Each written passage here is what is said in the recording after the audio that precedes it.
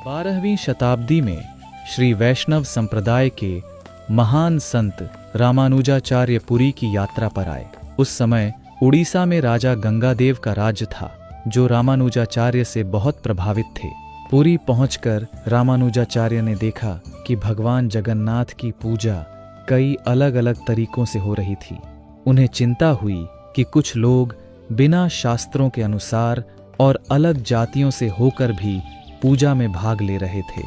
रामानुजाचार्य को लगा कि पूजा सिर्फ वैदिक नियमों से ही होनी चाहिए, इसलिए उन्होंने राजा को कई तरीके दिखाए और समझाया कि पूजा का एक सही और शुद्ध तरीका होना चाहिए। राजा सहमत हो गए और नई पूजा विधि को स्वीकार कर लिया। हालांकि भगवान जगन्नाथ के कुछ सेवकों ने इस नए बदलाव का विरोध किया। उन्होंने राजा से प्रार्थना की कि पूजा का तरीका न बदला जाए, लेकिन राजा ने उनकी बात नहीं मानी और तिथि निश्चित की गई।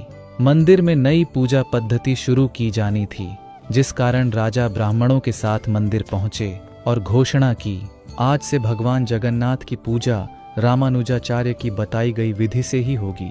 सभी लोग रामानुजाचार्य का इंतजार करने लगे, लेकिन वे कहीं नजर नहीं आए।